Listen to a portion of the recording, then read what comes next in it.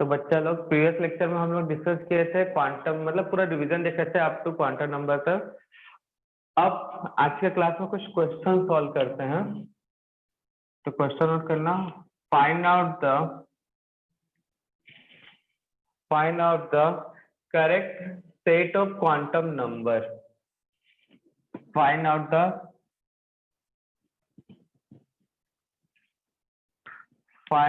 The correct set of quantum number। तो quantum number का correct set identify करना भाई।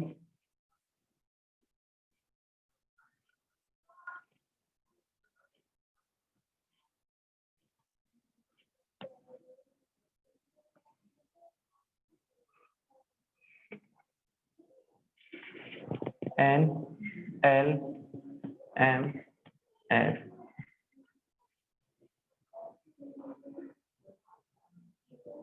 4 3 2 1 5 4 4 3 3 2 4 5। L का वैल्यू 4 2 2 0 4 3 3 2 3 1 3 4। M का value -4 -2 -1 +1 +3 -3 +4 -2 -1 0 0 +1 plus minus half plus half minus half plus half minus half plus half minus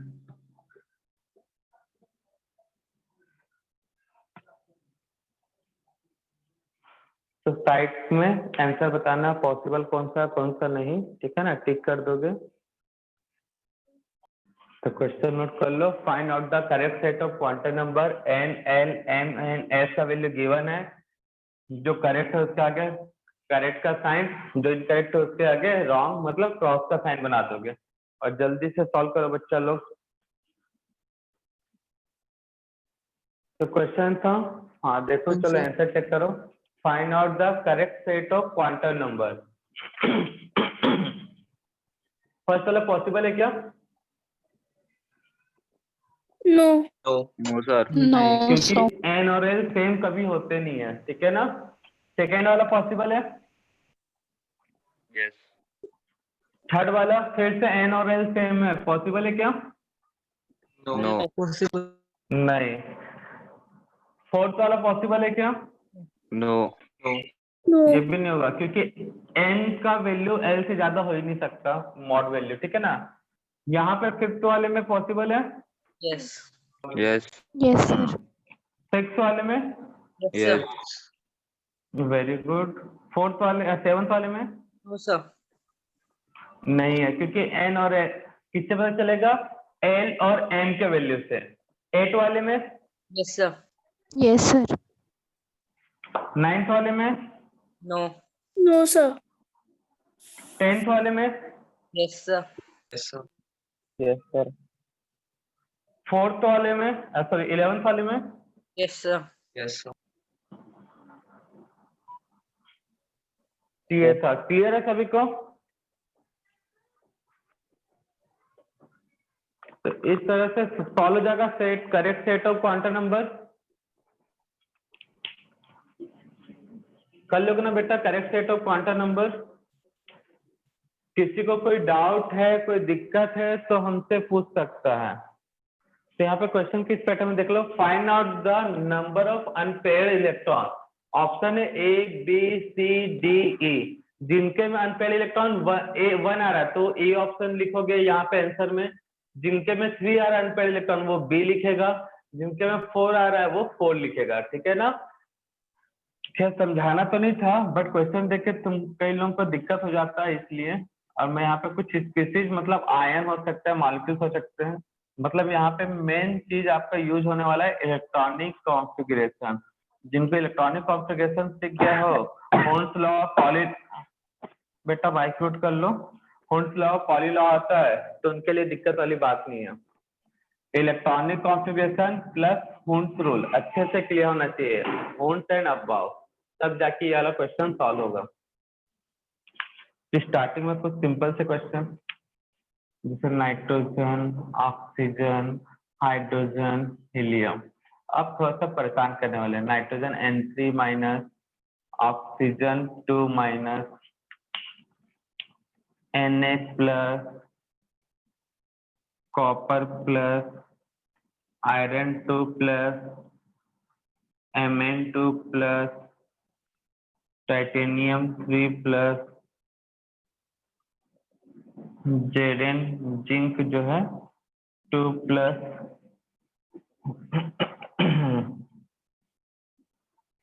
aluminium 3 plus. तो सब में number of unpaired electron बताना, मतलब इसका आंसर ए होगा, बी होगा, या सी होगा, या डी होगा, या फिर ई। जल्दी से सॉल्व करो। सर आपने 10 के बाद अब खुश ना बच्चा, 11 12 13 आ गए ना। चलो सॉल्व करो। तो देखो बेटा इसका आंसर कोई आंसर नहीं बताएगा, ठीक है ना, हम ही बता रहे हैं पहले, फिर उसके बाद डिस्कस करेंगे। नंबर ऑफ अनपेयर्ड इलेक्ट्रॉन के लिए कॉलम थोड़ा छोटा कर लेता हूँ, इतना में पता चल जाएगा। एक और कॉलम कर लेते हैं यहाँ पे।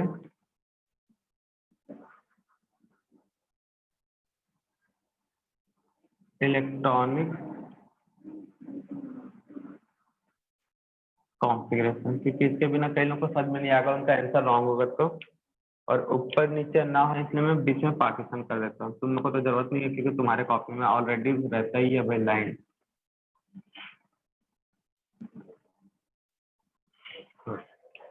तो देखो यहाँ पे नाइट्रोजन के बैलेंस मतलब यहाँ पे होगा 3 इलेक्ट्रॉन। आंसर चेक कर लेना पहले, अभी कोई कुछ बोलेगा नहीं, ठीक है ना। हम आंसर लिखते जा रहे हैं यहाँ पे। नाइट्रोजन में 3, हाइड्रोजन में एक बढ़ गया, ऑक्सीजन ठीक है, चलो तो 2, हाइड्रोजन में 1, हीलियम में 0, N3 ऑक्टेट कंप्लीट 0 0 0। अच्छा कॉपर वाला भी है, तो कुछ 10 11 मतलब यहाँ पे भी 0। उसके बाद आयरन को 8 9, D6 system 4, D5 system 5, titanium 3, M4 1, zinc 0, aluminium 0। Check करो बेटा, अब बोल सकते हैं जिसको अगर तकलीफ है। आंसर पहले चेक कर लो किसी का पूरा सही हुआ क्या। Yes sir. चलो देखो जिनको तकलीफ है वो अभी क्लियर हो जाएगा, इलेक्ट्रॉनिक कॉन्फ़िगरेशन नोट करेंगे तो ध्यान देना। इसका इलेक्ट्रॉनिक कॉन्फ़िगरेशन क्या है, 1s 2s 2p, इसमें 2 2 और यहाँ पे 3 7 इलेक्ट्रॉन होता है ना। यहाँ पे 1s2 2s2 2p 4, तो p में कितने इलेक्ट्रॉन है बच्चा, 1 2 3। इसको दूसरे मार्क कैसे कर लेते हैं, 1s1 1s2, तो p में यहाँ पे कितने 2p बोला है, 2p, p में कितने इलेक्ट्रॉन है 3, तो 1 2 3। हुंस रूल ये होता है, बोलता है भाई p में इलेक्ट्रॉन पहले सिंगल सिंगल स्टेल होंगे, उसके बाद इलेक्ट्रॉन का पेयरिंग होगा। तो अनपेयर्ड इलेक्ट्रॉन कितने हैं यहाँ पे 1 2 3, ये दिखा 1 2। एस में एक ही इलेक्ट्रॉन है भाई, एक बॉक्स में एक इलेक्ट्रॉन, तो जाहिर सी बात अनपेयर्ड होगा। एक बॉक्स में 2 इलेक्ट्रॉन तो पेयर्ड हो गए भाई, तो यहाँ पे 1। तो first second third fourth clear है, सिंपल सा था। यहाँ पे इलेक्ट्रॉन कितने हो गए भाई 10 इलेक्ट्रॉन। तो इलेक्ट्रॉनिक कॉन्फ़िगरेशन बनाओगे तो क्या होगा 1s2 2s2 2p6, मतलब p में पूरे इलेक्ट्रॉन क्या हो गए पेयर, 6 इलेक्ट्रॉन है ना, तो p में 6 इलेक्ट्रॉन होंगे तो पूरे क्या हो जाएंगे पेयर, इसलिए मैंने 0 लिखा। यहाँ पे भी 10 इलेक्ट्रॉन, तो सेम इलेक्ट्रॉनिक कॉन्फ़िगरेशन आएगा। यहाँ पे भी कितने इलेक्ट्रॉन है 10 इलेक्ट्रॉन, मतलब सेम इलेक्ट्रॉनिक कॉन्फ़िगरेशन आएगा। यहाँ पे कितने इलेक्ट्रॉन है भाई, कॉपर का अगर इलेक्ट्रॉनिक कॉन्फ़िगरेशन तुमको याद है तो क्या होता है भाई 1s2 2s2 2p6, ये सबसे इंपॉर्टेंट है, इसमें मिस्टेक हुआ होगा कई लोगों का। 2p6 3s2 3p6 3d4s, पहले इलेक्ट्रॉन 4s में जाता है 1 और यहाँ पे 9, सॉरी 9 बोलता हूँ 10, एक्सेप्शनल था यहाँ पे, यही था ना। लेकिन ये प्लस चार्ज बोल रहा था, इलेक्ट्रॉन पहले कौन से सेल से बाहर होता है, प्लस चार्ज बोला तो इलेक्ट्रॉन कौन से सेल से रिमूव होगा बच्चा 4s 3d से या 4s से, बताया था यहाँ पे, तो 4s 0, इसलिए तो d में 10 इलेक्ट्रॉन ही है मैक्सिमम, तो पूरे के पूरे पेयर्ड होंगे। यहाँ पे आयरन के electronic configuration 1s2 2s2 2p6 3s2 3p6 4s2 3d6, ये होता था इलेक्ट्रॉनिक कॉन्फ़िगरेशन। पहले 4s में जाता है, फिर पहले बोले सर ये क्या कर रहे हो आप, पहले 4s2 3d6 ऐसा करो ना करके, तो बेटा जो पहले लिखा था वो भी सही है, ये भी सही है, 3 वाले एक लाइन से था, इसलिए मैंने ऐसा लिख दिया। +2 बोला मतलब इसका मतलब क्या होता है, कितने इलेक्ट्रॉन बाहर हुए होंगे, 2 2 इलेक्ट्रॉन बाहर हुए होंगे, तो ये 4s क्या हो गया भाई 0 हो गया, इलेक्ट्रॉन d से बाहर निकलेगा 4s से, 4s से आउटर सेल से, कई लोग भूल गए होंगे इसलिए रिकॉल करा देता हूँ, 2s 2p 3s 3p, एक मिनट 2-4 लोग बाहर है, पैन कलाने दो।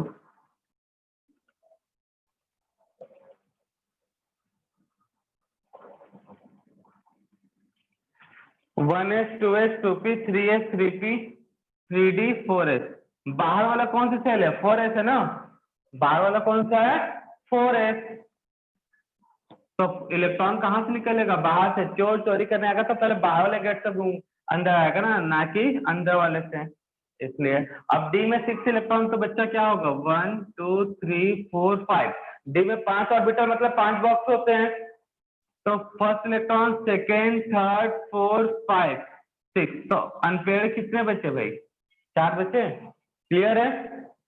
वैसे मैग्नेट का भी लास्ट में देखोगे तो क्या आएगा 3d 4s 2, बाकी तक है तो पूरा कंप्लीट होंगे, p तक वही रहेंगे, 3d 4s2 और यहाँ पे होता है 5, यही आया था इलेक्ट्रॉनिक कॉन्फ़िगरेशन किए थे, तो यहाँ तक पूरा सेम था भाई, थोड़ा सा शॉर्ट में कर रहा हूँ, 1s2 से लेके 3p6 तक सेम था, उसके बाद 4s2 3d5 ये आया था ना, तो इधर तो पूरे पेयर्ड है। अब +2 है तो +2 मतलब क्या होगा भाई, कितने इलेक्ट्रॉन बाहर निकलेंगे 2 electrons 2, तो कहाँ से निकलेंगे डी से या एस से, s ऐसे एस से, तो ये 0 हुआ, तो 1 2 3 4 5 कितने कितने इलेक्ट्रॉन 5, तो 1 2 3 4 5, कौन बोलता है जब तक सिंगल सिंगल नहीं होगा तब तक पेयरिंग होगा क्या, नहीं, ऑप्शन में आया। इसमें क्या था भाई 1s2 2 3p6 तक तो वैसे ही चलेगा, चेंज कहाँ होगा 4s2 3d2, यही था, यहाँ तक 1s2 2 3p6 जैसा वैसा ही कॉपी पेस्ट करना था यहाँ पे लास्ट वाले में ये। तब मुझे ये बताओ यहाँ पे +3 बोला तो इलेक्ट्रॉन कहाँ कहाँ से निकलेगा, 2 इलेक्ट्रॉन एस से और 1 इलेक्ट्रॉन कहाँ से निकलेगा डी से, तो डी में कितने इलेक्ट्रॉन है भाई 5 होते हैं, 5 ऑर्बिटल होते हैं, 1 इलेक्ट्रॉन है, तो अनपेयर्ड इलेक्ट्रॉन कितना हुआ 1।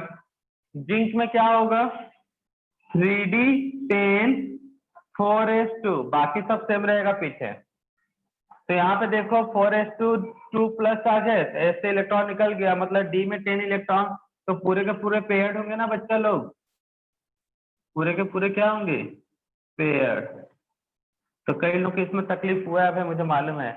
एल्यूमिनियम कितने इलेक्ट्रॉन है? 10 इलेक्ट्रॉन। तो 10 इलेक्ट्रॉन वाला बना हुआ है, तो पूरे इलेक्ट्रॉन क्या होंगे? सॉरी, पेयर्ड होंगे। तो कई लोगों को यहाँ पे कंफ्यूजन स्टार्ट हुआ होगा 8 से, 9 से, 10, 11, 12, 13, क्योंकि उनको इलेक्ट्रॉन निकालना ही नहीं आता। मतलब ये वाले लास्ट वाले कुछ इंपॉर्टेंट हो गए। ये तो सिंपल सा था कि जल्दी बन जाए। तो ये समझ में आया कैसे सॉल्व करना है? किसी को कोई दुख दर्द कोई तकलीफ है तो पूछ सकता हमसे। Find out the correct representation of electronic configuration, ठीक है ना। तो इसलिए 1 2 3 4 हमने क्वेश्चन रखे हैं, इलेक्ट्रॉनिक कॉन्फ़िगरेशन लिखा है, तुमको कौन सा किसके अकॉर्डिंग सही लग रहा है, कौन सा हुंस के अकॉर्डिंग सही है, कौन सा पॉली के सही है। अगर ये तुमको हुंस पॉली सबके अकॉर्डिंग सही लिखा है तो ABC लिख देना। अगर तुमको पॉली के अकॉर्डिंग इनकरेक्ट लग रहा है तो AB लिख देना, ठीक है ना। तो इसमें आंसर देना है कौन सा इलेक्ट्रॉनिक कॉन्फ़िगरेशन, ये जो रिप्रेजेंटेशन है किसके अकॉर्डिंग करेक्ट है, किसके अकॉर्डिंग इनकरेक्ट है।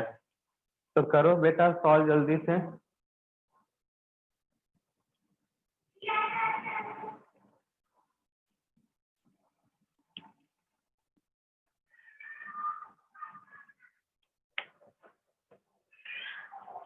ये भी अच्छा खासा क्वेश्चन है भाई, दिमाग घुमाने के लिए। ऊपर नीचे ना हो तो पार्टीशन कर देते हैं, तुमको करने की जरूरत नहीं है। फिर इसमें तो ऊपर नीचे का कोई दिक्कत नहीं होता, 4 ही क्वेश्चन है।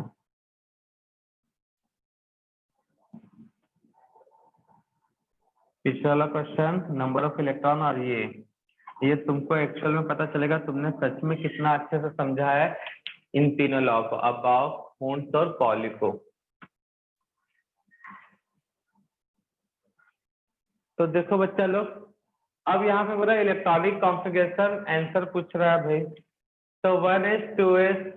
अब यहाँ पे देखो लो एनर्जी वाला है ऑर्डर ऑफ एनर्जी, अगर order of energy of subshell बोलूं तो पहले इलेक्ट्रॉन किसमें फिल होगा? 1s 2p। तो देखो 1s पूरी तरह से भरा है, देन इलेक्ट्रॉन p में गया, मतलब A अबाव को फॉलो कर रहा है, ये अबाव रूल को क्या कर रहा है, ये फॉलो कर रहा है, करेक्ट है अबाव के अकॉर्डिंग। पॉली के अकॉर्डिंग क्या होना चाहिए? अगर एक ऑर्बिटल में 2 इलेक्ट्रॉन, दोनों का स्पिन क्या होना चाहिए? अपोजिट, जो कि पॉली के अकॉर्डिंग भी सही है। हुंस के अकॉर्डिंग इलेक्ट्रॉन का पेयरिंग कब होना चाहिए? तो यहाँ पे कोई दिक्कत है ही नहीं भाई, पहले सिंगल सिंगल गया, पेयरिंग हुआ नहीं है, तो ये हुंस के अकॉर्डिंग भी क्या है? करेक्ट है। तो फर्स्ट वाला जो है electronic configuration Aufbau, Pauli, Hund's, इन तीनों के अकॉर्डिंग क्या है? करेक्ट है। अब यहाँ पे देखो order of energy of subshell, मैं पूरा नहीं लिखा, एनर्जी ऑर्डर लिख दिया तो सबसे कम एनर्जी वाला कौन सा होगा यहाँ पे? 3p। 3p से ज्यादा एनर्जी किसका होगा? 4s। और सबसे ज्यादा एनर्जी किसका होगा? d का। तो पहले इलेक्ट्रॉन p में जाना चाहिए जो कि कंप्लीटली फील्ड है, फिर उसके बाद 4s में गया, वो भी कंप्लीटली फील्ड है, तब जाके d में गया, मतलब ये अबाव रूल को फॉलो किए, ठीक है ना। जब तक p नहीं भरता तो s में नहीं जाता, s नहीं भरता तब तक d में नहीं जाता। तो 3p भर चुका है, s भी भर चुका है, देन 3d में गया है भाई। तो ये अबाव के अकॉर्डिंग करेक्ट है। B Hund's rule, Hund's rule में क्या बोलता है? पेयरिंग p में बता ही नहीं सकता, यहाँ पे भी पेयरिंग है ही, d में तो यहाँ पे तो पेयरिंग वाला किस्सा आ ही नहीं सकता कि इनकरेक्ट है, क्योंकि सभी पेयर्ड है, तुमको पता ही नहीं ना कौन फर्स्ट सेकंड थर्ड है, 4 5, मतलब हुंस भी करेक्ट होगा। सी पॉली में क्या बोलता है? 2 इलेक्ट्रॉन अगर एक बॉक्स में तो एक क्लॉकवाइज दूसरा एंटी क्लॉकवाइज, मतलब ये पॉली के अकॉर्डिंग भी करेक्ट है। अब थर्ड वाले में एनर्जी ऑर्डर, जब तक एनर्जी ऑर्डर नहीं मालूम रहेगा तब तक तुम अबाउट जज ही नहीं कर सकते। 2p का एनर्जी सबसे कम, 2p से एनर्जी 3s का ज्यादा, 3s का जिससे 3p का। तो 2p में पहले इलेक्ट्रॉन फिल होना चाहिए था, ठीक है। उसके बाद इलेक्ट्रॉन कहाँ जाना चाहिए था? s में। तो देखो बेटा s में 2 इलेक्ट्रॉन होना चाहिए, लेकिन है कितना है यहाँ पे? s में कितने इलेक्ट्रॉन होना चाहिए बोलो? 2 होना चाहिए ना, तब जाके आगे जाता। एक तो यहाँ दिया है, s में जब तक 2 इलेक्ट्रॉन नहीं होगा तो p में इलेक्ट्रॉन जा सकता है क्या? No sir. मतलब अबाव के अकॉर्डिंग ये इनकरेक्ट है। बी वाला हुंस रूल क्या बताता है, पेयरिंग बताना है, पहले सिंगल सिंगल सिंगल फिर होंगे, फिर उसके बाद पेयर्ड होंगे। यहाँ पे भी वैसा ही चल रहा है, ठीक है ना। तो ये हुंस के अकॉर्डिंग करेक्ट है। ये किसके अकॉर्डिंग करेक्ट है, हुंस के अकॉर्डिंग। तीन लोगों को बैठा दिया जाए, पॉली, हुंस और अबाव। तो अबाव बोलेगा भैया ये करेक्ट नहीं है, हुंस बोलेगा करेक्ट है, क्योंकि सभी इलेक्ट्रॉन पेयर्ड हो चुके हैं। पेयरिंग हुआ कब, जब इलेक्ट्रॉन एकक ऑर्बिटल में चल गए। यहाँ पे एकक सिंगल गया, फिर पेयरिंग हुआ। अब टी के अकॉर्डिंग मतलब पॉली के अकॉर्डिंग करेक्ट है या इनकरेक्ट है, बताओ। करेक्ट है। पॉली के Correct है। अकॉर्डिंग करेक्ट है। कैसे बोल दिए करेक्ट है बच्चा। इनकरेक्ट यहाँ है, पे पॉली इनकरेक्ट है। देखो, करेक्ट यहाँ पे देखो पॉली बोलता है कि एक ऑर्बिटल में 2 इलेक्ट्रॉन है तो दोनों का स्पिन एक जैसा होना चाहिए, ऐसा बोला था पॉली ने। सर 3p में तो सेम है ना स्पिन। 3p में ठीक है ना, लेकिन 2p में तो गलत है ना भाई। ऐसा थोड़ी है शुरुआत में गलत कर दिया, लास्ट में सही है तो तुम सही हो, ऐसा थोड़ी ना होता भाई। गलत मतलब गलत ही होता है। क्लियर है। तो यहाँ पे 2p में मिस्टेक था, 3p में तो सही था, लेकिन 2p में तो मिस्टेक है ना। तो ये सिर्फ हुंस के अकॉर्डिंग करेक्ट है। फोर्थ वाला बताओ।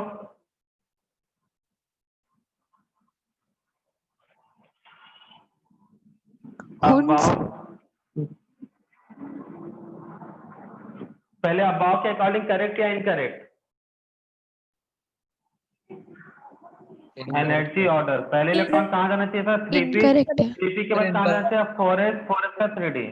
देखो बच्चा 4s में इलेक्ट्रॉन पूरी तरह से गया नहीं और d में हमने भर दिया, तो ये अबाव के अकॉर्डिंग क्या हो गया, इनकरेक्ट। अबाव के अकॉर्डिंग क्या हो गया, इनकरेक्ट। अब बी वाला देखो, हुंस रूल, तो सभी इलेक्ट्रॉन्स देखो यहाँ पे सिंगल सिंगल भरे तब पेयर्ड हुए, तब तो बोल ही नहीं सकते हुंस के अकॉर्डिंग इनकरेक्ट है। करेक्ट। पॉली के अकॉर्डिंग करेक्ट है। क्योंकि Incorrect करेक्ट है कैसे, सर। देख लो। इनकरेक्ट है। पॉली जब भी देखा करते हो तो आप 2 इलेक्ट्रॉन पे 2 इलेक्ट्रॉन पे ध्यान दिया करो, कंसंट्रेट किया करो कि वहां पे 2 इलेक्ट्रॉन का स्पिन एक जैसा है कि नहीं। तो यहाँ पे देखो भैया स्पिन सेम आ गया, मतलब इनकरेक्ट। तो इस टाइप के क्वेश्चन में आपको ये एक्चुअल में क्लियर हो जाएगा कि आपने कितना समझा अबाव, पॉली, हुंस। अबाव बोला तो दिमाग में ये ऑर्डर चलना चाहिए, पॉली बोला तो दिमाग में क्या चलना चाहिए, ये बॉक्स देखो, बॉक्स में 2 इलेक्ट्रॉन दोनों स्पिन सेम नहीं था। हुंस बोलता है तो आपको ये ऑर्डर देखने का जरूरत नहीं है, कहाँ इलेक्ट्रॉन जा रहा है, कैसे जा रहा है, बस आपको देखना है लोग सोते कैसे हैं। पहले सब एक साइड पर रख के सोएंगे, ठीक है ना, मतलब सबका स्पिन एक जैसा होगा, क्लॉकवाइज है तो क्लॉकवाइज, दूसरे का स्पिन अगर यहाँ से नेक्स्ट इलेक्ट्रॉन क्लॉकवाइज है तो ये भी क्लॉकवाइज, या फिर एंटी क्लॉकवाइज है तो एंटी क्लॉकवाइज। इसी को तो बोला जाता है भाई पढ़ना, समझना और उसको पढ़ के अप्लाई करना। तो क्लियर हुआ सभी को इस टाइप का क्वेश्चन कैसे सॉल्व करना। क्वेश्चन है arrange the given subshell in decreasing order of energy. A B C D है, अगर ऑर्डर आपको ए बी सी डी दिख रहा है तो उस हिसाब से बना दो।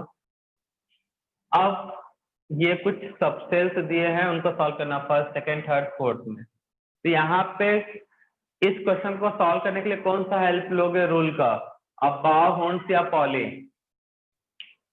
अबाव। अबाव रूल फॉलो करोगे, वेरी गुड।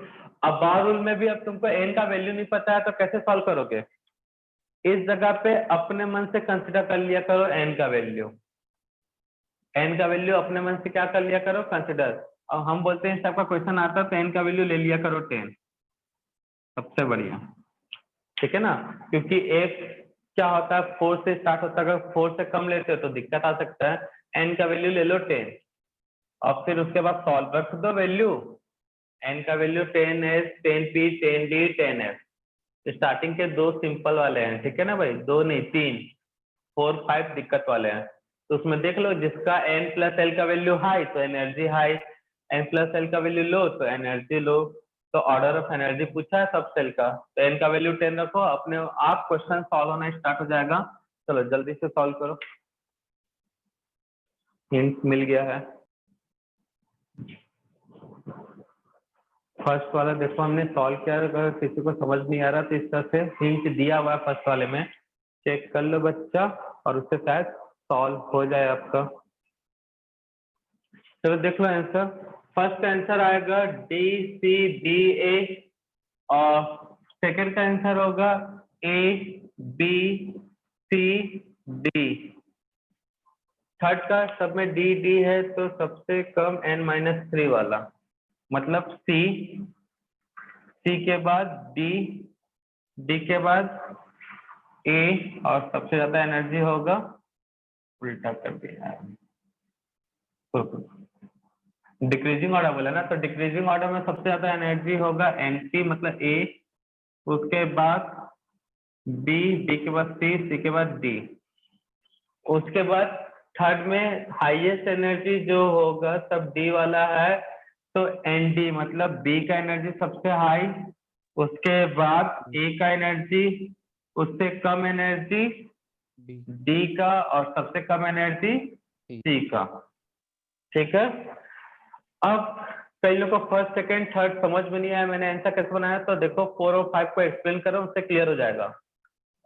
4 वाले क्वेश्चन में NS, NP, n-1 D, n-2 F, यही दिया है हमने, तो मैंने खुद से मान लिया 10, आपका मर्जी, जो माना 100 माना तो 100 मान लो।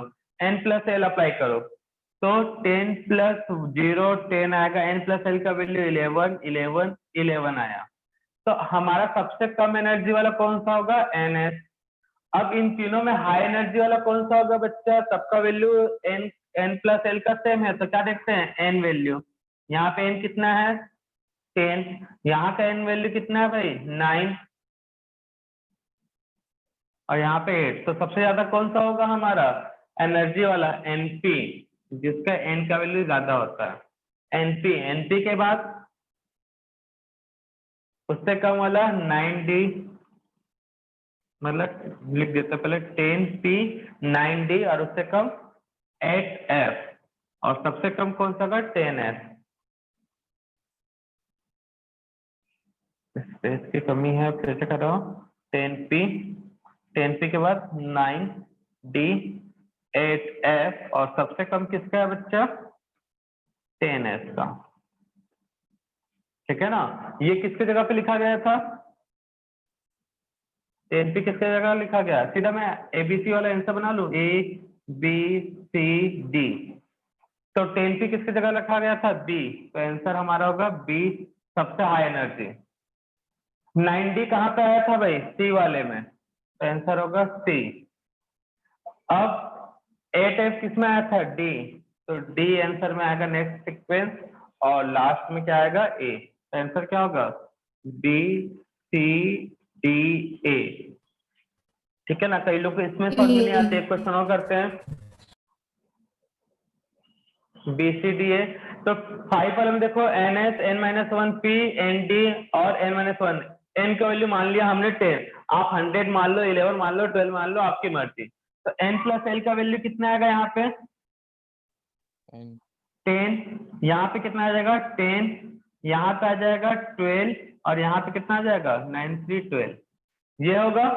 अब मुझे बताओ सबसे कम सबसे ज्यादा एनर्जी कौन सा होगा? 12 वाला। 12 वाले में अगर दोनों वैल्यू सेम है, तो मैंने क्या बोला था? n प्लस एल रूल में आपको मेन क्वांटम नंबर मतलब n का वैल्यू देखना है। तो सबसे हाई एनर्जी किसका होगा? 10D का। 10D के बाद किसका होगा बच्चा? 9F का। n प्लस एल रूल ही यूज कर रहे हैं हम। अब इन दोनों में 10S, और सबसे कम 9P। सबसे कम किसका होगा? 9P। तो ये था A B C D। तो D वाला 10D कौन सा? C। 9F D, और 10S A, और 9P B। तो आंसर कौन सा होगा? C D A B। इस टाइप का क्वेश्चन एग्जाम में आ चुका है भाई। ठीक है ना। अभी और क्वेश्चन बचा है जो नेक्स्ट क्लास में करेंगे हम। आज की सेवा यहीं पे करते हैं बेटा लोग। तो मार्क्स हम